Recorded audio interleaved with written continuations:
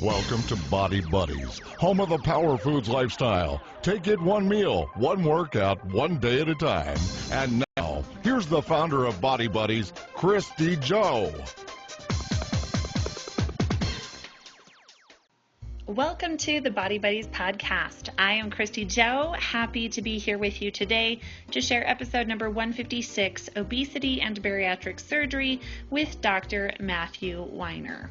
He has really shared with us some incredible insights. I loved talking with him, hearing his viewpoints, and learning more about this surgery and the impacts and a lot of other valuable things. You know, you may be really interested in this episode if you are somebody or you have somebody in your life who has felt really frustrated with their body composition and maybe some significant weight gain. Maybe you're considering bariatric surgery. Maybe you're just trying to look at the obesity epidemic differently. Maybe you are trying to just drop that body weight, for once and for all. But no matter what you came here for, this interview is going to help you learn how judgment of obesity and the susceptibility to storing more body fat is not right, and compassion is the key part of Dr. Weiner's practice. Why it's so important to look at what happened when weight gain began, as there's usually a correlation with hormone fluctuations and or prescription changes. Dr. Weiner will share how the sleeve gastrectomy surgery works and what to expect with other surgery details. He will talk about the progression of nutritional changes post-surgery, how cravings are very complicated and impacted from surgery, where cravings come from, how surgery is not the only way to change the body's set point, and what patients can do to partner more efficiently with their physician.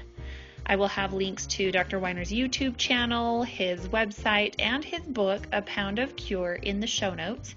So if you are interested in any of those additional resources, be sure to click on the show notes there. Also, really quickly, just wanted to share one of our sponsors of this podcast, Organifi. If you are looking to get all of your healthy superfoods in one glass with no shopping, no blending, no chopping, no juicing, and no cleanup, then you have come to the right place. Imagine how you're going to feel when you start to get a daily dose of greens without having to dramatically alter your diet. You know, as a nutritionist, I often see that some people just either A, don't have the time, B, don't have the digestive system to really break down raw vegetables very well. And so the Organifi, whether it's drank by itself or whether we put it in a smoothie with protein and other healthy fats and maybe some complex carbs as well, is a great way to get that mega dose and get feeling really good. Flush your body with those vitamins and nutrients that you need, and combined with amino acids, that's what makes those proper neurotransmitters for the good chemicals in your brain to feel good, to be happy, and to experience all of those positive benefits. So if you are interested in getting Organifi, go over to my special link, bit.ly, that's the short link for bit.ly, bit.ly/BODBUDS Organifi, BODBUDS Organifi, ORGANIFI, that's bit.ly/BODBUDS Organifi. And you can learn how you can save $10 on your first bottle. It's going to ship the same day that you order it, and this is a great way to be living a Power Foods lifestyle. Be sure to grab my book if you have not yet read it over at powerfoodslifestyle.com, or you can listen on Audible or read the book on Kindle, or, you could just listen to the podcast and basically soak up all the information here or there. Thank you for being here. Now it's time to listen to Dr. Matthew Weiner. My practice is centered almost exclusively around weight loss surgery. There's some other things that I do, but I'd say 90-95% of my practice is weight loss surgery. So obviously I'm treating the clinical condition of obesity, and I stated that in a specific way because I think that we have to start recognizing that obesity is unfair and not a simple and accurate measure of your dietary compliance. Some people gain weight very easily, other people are very resistant to weight gain, and as a result we have to recognize that and treat people with compassion and empathy who don't metabolize every calorie they eat and tend to store fat. And then I spend a lot of time also treating diabetes. That's, I think, a really important and very meaningful part of my practice because of the impact that these surgeries have on diabetics who spend their entire lives. I mean, imagine poking yourself 5 times a day, sitting there watching your hemoglobin A1C go up and up and up, and being frustrated by it, knowing all the negative health consequences of it, oftentimes having family members that you witness firsthand suffer from the terrible consequences of diabetes, and knowing that eventually that's going to catch up with you. That's a really, really tough thing for a lot of people, and the surgery kind of gives everybody a second chance. And getting someone who's taking 100, 150 units of insulin a day and has routinely blood sugars over 300 and getting them, to 150 off all medications is extremely satisfying because you know what you've prevented in those patients. So those are the 2 conditions that I treat probably the most, but obviously there's a lot of other health consequences of obesity and of our diet that go along with it. Sure. I find it interesting 2 parts. The first thing being that primarily you're treating out of compassion, and how many people out there are not viewing perhaps any of these obesity or other health conditions with that eye. How did you first start to develop that compassion? Is it innate, or was that developed at some point in your life? Well, I think it's, primarily self-reflection. I mean, my parents always said to me if I ever would criticize someone, hey, he who has no faults cast the first stone, or whatever I don't know if it's from the Bible or, some ancient proverb or whatever it is. But it really requires all of us to look at our own diet. I routinely will talk to doctors, and we may be eating lunch, and they're saying, how can you do that and treat these patients, who just bring this on themselves and they can't control themselves, and they're sitting there eating a corned beef sandwich for lunch, which, that's, to me, that's like egregious. A corned beef sandwich, maybe once or twice a year, but to have it just as kind of lunch is and they're thin. And so I talk to my patients. I mean, really, where does your education as a physician come from? It comes from your patients. We go to med school and pay a lot of money for that and do our residency and stay up all night. But in the end, your practice is really determined and driven by your patients and their experience. That's what happens over time. And so I talk to everybody about their diet. And I recognize that a lot of my patients were very compliant with their diet. At the time, probably more compliant than I was. And I wasn't suffering from obesity, and they were 150 pounds heavier than I was. And, after a while, I kind of thought, well, either these guys are all meeting in the parking lot and getting their story straight before they come in, or there's something to this where there's a lot more than just exactly what you eat that determines your body weight. And not to say that personal responsibility in our diet isn't a big part of it, but it really was kind of a clinical epiphany where I recognized that this isn't fair. And to judge people because they're genetically or environmentally more susceptible to storing fat that's not right. That's just not the way you treat other people. So I love that. I have to give it to my parents. They're probably the ones who instilled that in me. Well, good for them, and good for you for maintaining that. We see a lot of, I don't know if corruption is the right word, but perhaps different agendas and ulterior motives in this world of medicine. Corruption is the right word, Kristy, but that's probably a topic for a different conversation. Exactly. But you had it right with corruption. Oh, good. Well, we are so grateful. I find it interesting that I'm able to somehow, upon miraculous ways, find the people like you that are incredible. So I think it's so interesting, the story of how I found you. So continuing this conversation, you talk about how not everybody metabolizes things the same way, and some people are more susceptible. Do you mind talking about what might contribute to that? How can a person recognize if that's them? I mean, the way you recognize that that's you is when you look around and you're eating healthier than everybody else and you're bigger than everybody else. When you look at obesity, though, you really have to take someone's entire life history. And, what I find is that when you do that, a lot of patients have gained weight because of environmental factors. A lot of times I'll say, well, the patients will say to me, listen, I've gained like 40 pounds in the last 3 or 4 years. And I'll say, well, what changed in your health over the last 3 or 4 years? Let's be very specific. And I kind of walk through what was going on and try to really get to the bottom of it.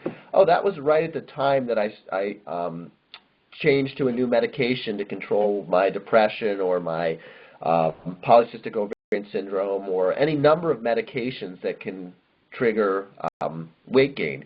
We also see a lot of people kind of get in spirals. Someone who may have asthma may go on steroids, which causes weight gain, and which then worsens their obesity and worsens their acid reflux, which worsens their asthma, which causes them to get on more steroids, and so on and so on. And so a lot of times you can identify some of these kind of spirals where the medications are driving weight gain that is causing a problem that's being treated with more of the medications that cause weight gain. So that's something that is I see commonly, and that's not even a genetic issue. That's kind of a medical one, and helping people understand what factors have caused their weight gain. You have to play the role of the detective. You can't, and we tend as a society to blame the victim when it comes to obesity. So, and patients take that to heart. So they're very quick to be like, well, I've had a lot of stress in my life, and I've been eating at night, and they look at their own behavior and say, well, this is what I'm doing. But the question is, why did you start eating at night? And it could be that a medication was kind of triggering your appetite and causing you to eat at night. So there's so many factors, and patients and physicians and society tends to blame the patient for their choices when, lots of people are eating at night. Very interesting. Can you describe for us what does the surgery look like? Because it's minimally invasive. So describe for us what that means and exactly what goes on in the surgery. So the first thing about the surgery is, because I do a lot of them, we've done a lot of them. If you're going to get these procedures down to the 1% serious complication rate, which is what those of us who are doing a lot of these and are very thoughtful about them are able to achieve, there is no variability in them. So if you were to watch me do the surgery 10 times, you would see almost no change in how I do it from the first time to the second time. It is step by step by step, and actually my nursing staff has a whole list of what instrument I use in what order, and you can pretty much hang that on there, and you could almost have a robot hand me the instruments, because it is very systematic, very process-driven. Every step has been kind of worked, the kinks have been worked out and minimized so that we can get down to a really very low complication rate. The surgeries move fairly quickly. I mean, a gastric bypass will take me an hour and a half, and a sleeve gastrectomy will take me an hour to an hour and 15 minutes. I've also refined my technique to minimize cost over time for a number of factors. But that has kind of, what you find when you look at cost is that actually 15 or 20 extra minutes in the operating room is financially worth it when it comes to a $1,200 instrument. We look at and say, oh, operating room time is $10,000 an hour or some crazy number that people come up with, but that's just what they charge and what they can get insurance companies to pay. But that's not actually the cost. The cost is just, you got 3 people or 4 people in the OR, what are we paying them? And a little bit of the additional equipment costs that go from running the OR a little longer, but it's not expensive to run an OR. 15 minutes of operating room time is probably $100 to $200 of actual cost to an institution. So if you can save $1,200 on a stapler. So I've worked to do that, but it's very step by step. We listen to music. Music's a big part of the operating room. We kind of quiz each other on songs, and you can really learn how old someone is by which songs they know. That's so true. That Don't Stop Believin' was not originally a Glee song. There was a band called Journey that popularized it first. Sometimes that's a new revelation to people. So, it's actually a very friendly and kind of low-stress environment. The surgeries, it's not touch and go. It's not, oh, my God, what are we going to do here? It's not what step is next. It's very routine, automatic. We've done it 1,000 times before. Does the patient go under? Oh, they're all the way asleep. All the Okay. way asleep, yeah. Mm-hmm. And then describe for us what happens. So for somebody who has no idea what this surgery is, what changes are made in the body? Well, I've got some videos on YouTube. To do this just on audio is really that's tough. Yeah, we're limited. So I've got some videos that kind of show some of the step-by-step and the anatomic changes. But with a sleeve gastrectomy, the sleeve is shaped like half of a heart. The stomach is shaped like half of a heart, and with a sleeve, we essentially turn it into something that's shaped like a shirt sleeve. That's where the name sleeve comes from. And we remove the outer part of the heart. So it's kind of just a thin line. And it really is just first dividing the blood vessels and then dividing the stomach, and then I'll suture on top of it. There's some equipment you can use. It's much more expensive, but I use suture because it's less expensive. And you can suture the stomach, and that prevents it from leaking or bleeding or decreases that rate to 0.5%. That's a very kind of, there's not a lot of steps to that surgery. It goes fairly quickly. The gastric bypass is definitely more complicated and more involved. But again, when you kind of work out all the kinks, it goes very, very smoothly. And we divide the intestine, and then we create a new connection of the intestine to itself, which is the intestines go from a straight line to shaped like a Y. And the first connection we make is essentially the crotch of the Y. And then we bring that piece of intestine that we cut and we stretch it up to the stomach, and we convert the stomach from the normal size, it's probably close to like a Nerf football, and convert it into something that's probably closer in size to my thumb. And then we connect the intestine to the thumb-sized portion of the stomach, and it's a lot of stitching. So if you were to watch the surgery, you'd see a lot of suturing and tying with long instruments. Very little blood loss. It's not a bloody mess or anything like that. So if people are considering this, they should know that it's really probably one of the, would you say it's very, very safe to perform and to have it's as done safe as an appendectomy or a gallbladder surgery. Okay. 99% of the time, there's no major problems. 1% of the time, there can be. And those major problems can be major.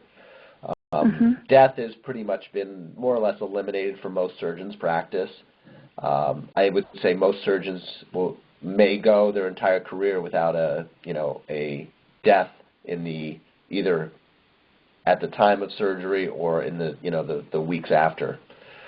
Yeah, that's wonderful. Yeah, that's not something, thankfully, we have to deal with. Yeah, wonderful. So then they go through the surgery, and this essentially is going to help their body start to process things a little bit differently. Talk to us about what somebody goes through in maybe 1 to 3 months post-surgery, as well as some of those nutritional changes, and that might lead us into talking about your specialized nutrition program. So the surgery is not a particularly painful surgery. It's a tough night after surgery. The night of surgery is tough. But by the next morning, people are walking around. They look pretty good. We send them home the day after surgery with either procedure, a gastric bypass or a sleeve gastrectomy. Initially, you're on really only liquids, and then it's a very slow progression back to normal foods. Some patients turn this into a race, and they want to kind of move through the process of advancing their diet as quickly as possible. And I discourage that approach. Instead, I really encourage people to take it very slow and to gradually improve their diet. And if they find food that works, just stick to it for a long time. There's a lot of soup involved in the first month or two. But by 3 months, people are eating fairly normally. If you were to, say, have lunch with someone who's 3 months out from surgery, they wouldn't eat a whole lot, but it wouldn't be striking. It would be like, wow, that person they didn't eat much, but, they look to me like they have a really, healthy, mindful diet. But it wouldn't be like, whoa, that person didn't eat a thing. At a month, it Sure. might be. Yeah, but at a month, it's pretty striking. But at 3 months, it starts to open up so that patients can eat smaller portions of food and feel satisfied without really being too far off the norm. Oh, that's great. Yeah. So then do people ever are cravings impacted, or is it just the amount of fullness that they will experience? You know, in general, cravings are very significantly impacted. And, you know, cravings are complicated.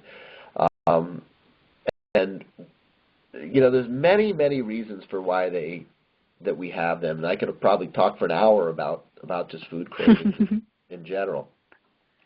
But the short answer to your question is, yeah, cravings are remarkably changed. What's not changed is kind of the flat-out food addictions. There are some people who have a compulsion or obsession with a specific food. I had one patient, it was really kind of an interesting story. I knew she was addicted to Reese's peanut butter cups. She just always had to have them. They were always around. Every day she ate Reese's peanut butter cups, and it was almost like an OCD kind of thing. Like, if I don't eat Reese's peanut butter cups, I'm not okay. And I knew we were going to have an issue, and she spent a lot of time with a psychologist and had some other psychological issues. But then she decided at 1 week to eat a Reese's peanut butter cup and had a predictably miserable experience. And I had talked to her about that, but in the back of my mind I thought, okay, it's not going to kill her, and it may be the best thing for her. And she, after that experience, it really changed her view on Reese's peanut butter cups.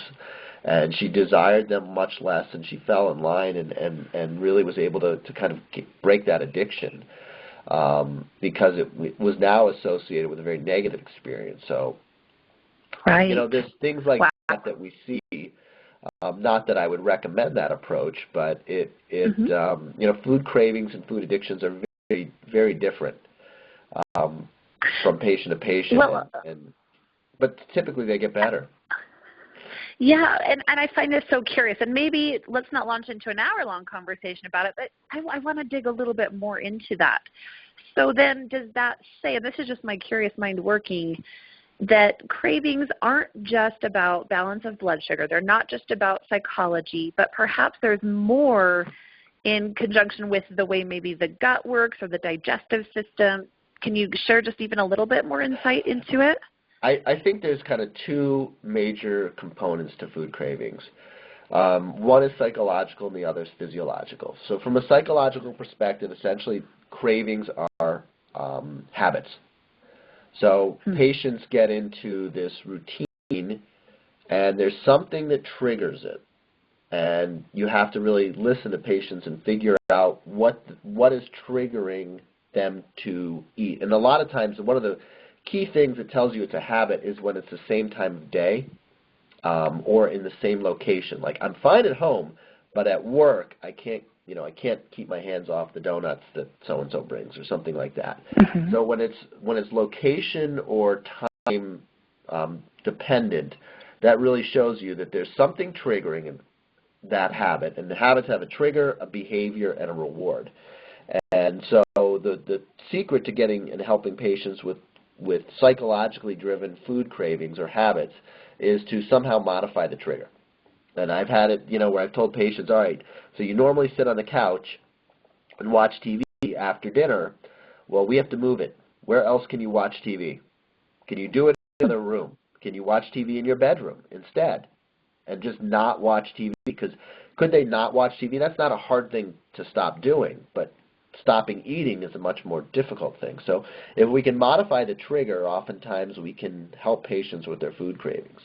So looking at it from that perspective is very helpful. From a physiologic perspective, it gets really, really complicated, and this is where junk food, artificial sweeteners, artificial flavors play a much bigger role in our diet than we would be led to believe if we look at the strict calorie viewpoint on food and weight gain. And what happens is that our brain is very, very tightly wired for what we refer to as nutritional intelligence. And if this is interesting to you, there's a fantastic book on it called The Dorito Effect. that goes into great detail about how this works. And it's a really entertaining read, and I did not get the press that it really deserved. So essentially what's happening is that we have developed a way of figuring out what nutrients our body needs. And we also know what nutrients are in certain foods. So when we eat spinach, there's there's probably 1 billion nerve fibers in the GI tract sensing the nutrients that are coming through our GI tract that are in spinach. And so we learn to associate the taste of spinach with the nutrients that it has. And when we become deficient in one of those nutrients, we develop a craving for spinach. And this is where artificial flavors really screw things up. Because what happens with artificial flavors is we separate the nutrition from the taste. So artificial flavors may taste like a taco. Doritos may taste like a taco, but there's no lettuce, there's no tomato, there's no meat, there's no sour cream, there's none of these things. Not that these are healthy foods, but there is nutrients in those foods. And so we may crave something that's found in a taco. Some of the nutrients, we may be a little low, but instead we eat Doritos, which taste like a taco, but are not a taco. And when we eat Doritos, we just keep eating and eating and eating, and we're not restoring our nutrient levels. And so you end up with this kind of mindless eating or overeating pattern, and we attribute it to stress or whatever we can, but it may be that there's some critical nutrient that you're deficient in, and you're not getting it from the Doritos, and your mind had previously mapped it to something that tastes like a Dorito. They did a really, really brilliant experiment. A lot of this stuff was figured out in the 40s and the 50s. And back then they went to an orphanage. I think they did it in France. And they gave, this is in the Dorito effect, they gave these kids like 10 or 15 different foods to choose from. And they watched these orphan kids who were generally orphan kids in the 40s and 50s. They were underfed. So you put food in front of them. They're not like our kids today. You put food in front of these kids, they ate. Didn't matter what it was. They were eating because they were always hungry. So they would look at them and kind of notice that kids would naturally select a fairly wide variety of foods. They wouldn't just focus all on one food. If they're truly hungry and need food, they would eat a variety of foods. And they postulated that this was so that they could get a good a variety of the nutrients. So one of the foods they had was cod liver oil. Have you ever had cod liver oil? I have. It's disgusting, right? It's not a pleasant thing, no. No, I mean, it's like putting a fish head in your mouth and sucking on it. It's one of the most repulsive foods I've ever eaten. Do you have any kids, Kristy? I don't know how old you are. I don't, no kids. Okay, so I've got kids. There's no way I could ever get them to eat or drink cod liver oil. It would not happen. They would take one smell of it, they would run for the hills. It would never happen. So they put cod liver oil out, and they noticed that none of the kids predictably had any of the cod liver oil, right? None of the adults would either, until they went to an orphanage where rickets, or vitamin D deficiency, was rampant. And they found that those children willingly took a little bit of cod liver oil. And they did it because they were vitamin D deficient, and cod liver oil is very high in vitamin D. And these kids were able to sense that their body needed vitamin D, and they changed their food preference in response to their nutrient demands. And we all do that. And the problem with the artificially flavored and artificially sweetened foods work very much the same way, is that there's no nutrition with the taste. And the result is we just eat and eat and eat it. Well, interesting. So we have a little bit more control, perhaps, in the beginning. Once we start getting those habits going and we put our bodies in a certain deficiency, then we're going to start wanting those foods. But you're saying that there's so many foods out there in this industry of marketing and more food products that have masked or used those artificial flavors to basically trick our bodies into going for those things that perhaps are not going to provide that ample nutrition. I think also like an underlying strategy for treating food cravings. Our normal response as well, it's just more willpower. And willpower is not going to do it. Willpower is almost never the answer. Strategy is the answer. If it's a psychological habit, then it's changing your environment that drives you to eat in the undesired way. And you have to do that, with strategy, not with straight willpower.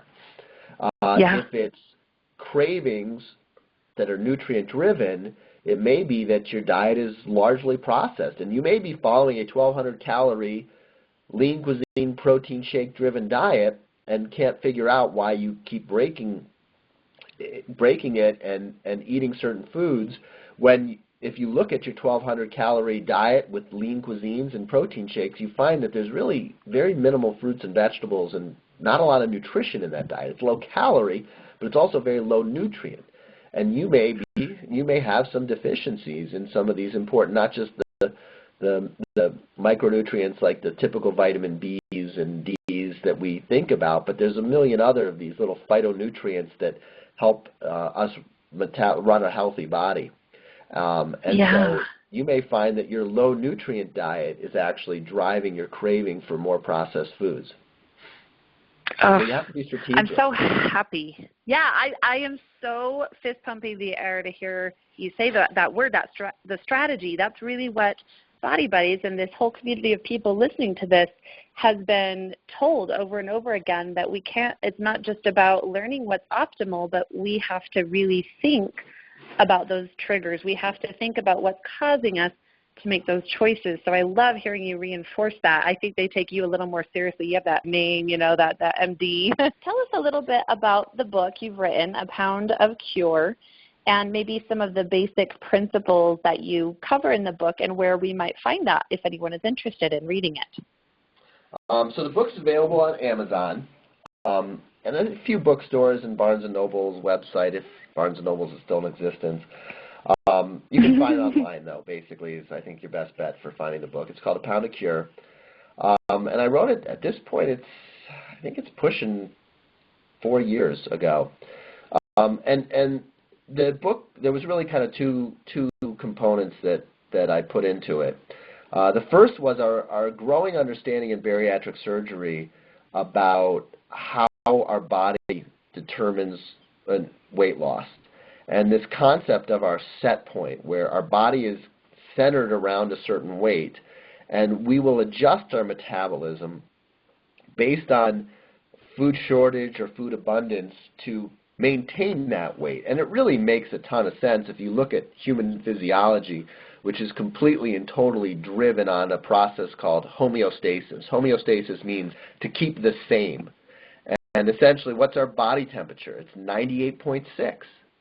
We maintain a very, very constant body temperature, because if it goes up to 102 or 103, we may do that transiently to help fight an infection, but to maintain that body temperature would cause a breakdown in all the enzymes. Enzymes work at a very specific temperature, and so if the temperature goes too high or too low, the enzymes don't function as well, our metabolism doesn't function as well, and we get sick and things don't go well. So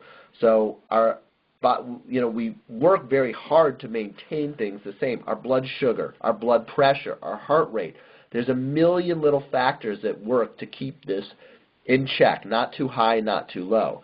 We see the same thing happening with our fat stores, and just like diabetes is a disease where your blood sugar is no longer tightly regulated and it goes up high, obesity is a disease where our fat stores are no longer tightly regulated and they start to increase.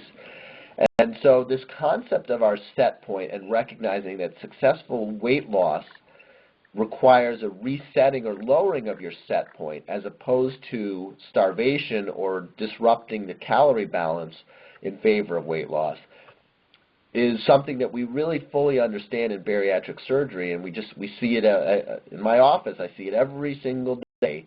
This is how it's working. And to kind of extend that concept to nutrition, because surgery is not the only way to lower your set point. When it comes to nutrition, you can do it by not eating less, but eating differently. And when you change the types of foods that you eat, then you can lower your set point. And what I was seeing in my patients, and again, this all kind of gets back to this idea of nutritional intelligence, where these orphans knew they were low in vitamin D. They somehow sensed it and ate cod liver oil. What I see in the immediate post-operative period was my patients were saying to me, man, my taste buds have changed. I never really liked vegetables, but I like vegetables now. And I'm eating a ton of fruit, you know. I don't know what it was. I never ate fruit, but I like fruit now. And, you know, cheeseburgers are gross. They don't taste good to me anymore. And as I listened to the stories patients were telling me, what I recognized was happening was their set point was so much lower, and their body was working to bring their weight down to this new lower set point. And so it worked and changed essentially the way they thought about food. And so the foods that normally tasted good to them but drove weight gain and were responsible for their obesity they didn't want them anymore because their body was in a very different metabolic state. It was in a metabolic state trying to drive weight loss. So I kind of learned over the years this is the types of foods people like to eat after these surgeries, and I kind of put two and two together and said, hey, listen, if you want to lose weight, if you want to lower your set point, these are the types of foods that you should eat. And it ended up being a very whole foods, unprocessed diet, which is what I laid out in the book. And then I love on your one of the websites I saw of yours talking about just why you haven't lost weight. You have the Hippocrates quote, which is "Let food be thy medicine." Definitely a philosophy that all of our listeners that I think we really need to take seriously. That we need to consider what can we do and what the abundance that we live in with so many options. And to take this information, this education that Dr. Weiner has provided us so willingly and say, what can I do? What can I change in my life, whether that's in a big step or a baby step, and say, I do have power. I do have control.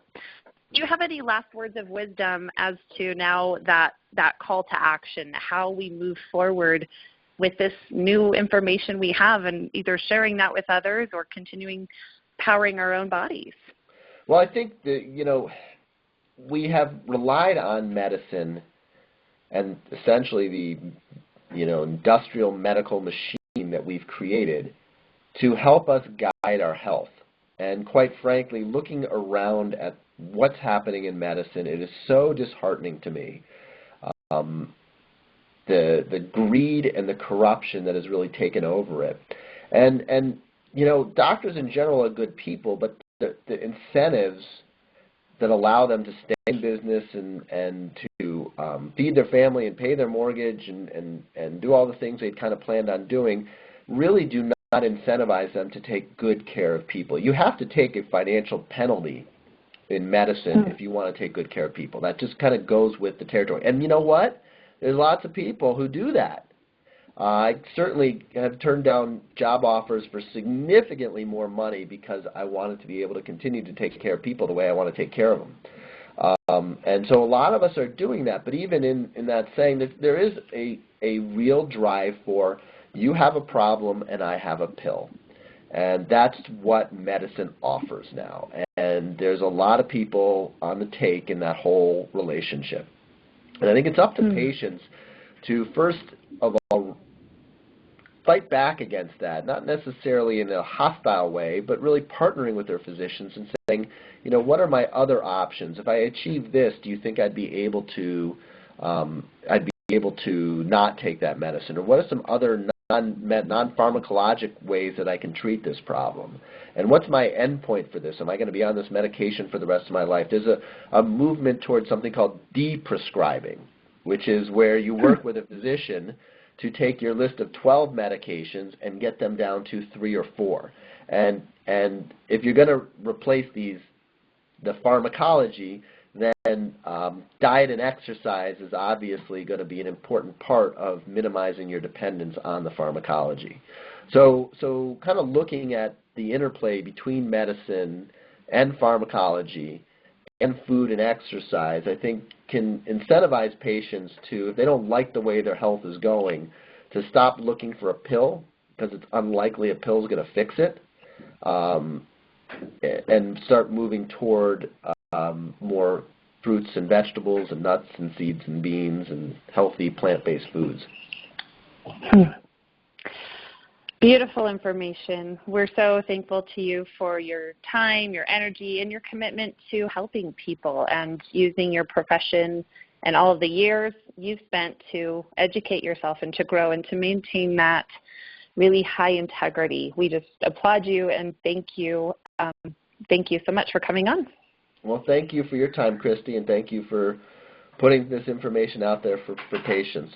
Thanks for listening. If you enjoyed this episode, please leave us a review on iTunes. You can learn more about Body Buddies and Power Foods Lifestyle by going to www.body-buddies.com, BODY-BUDDIES.com, and powerfoodslifestyle.com. That's www.POWERFOODS-lifestyle.com. Information in this episode is provided for informational purposes and is not meant to substitute the advice provided by your own physician or other medical professional. Information and statements regarding dietary supplements have not been evaluated by the Food and Drug Administration and are not intended to diagnose, treat, cure, or prevent any disease.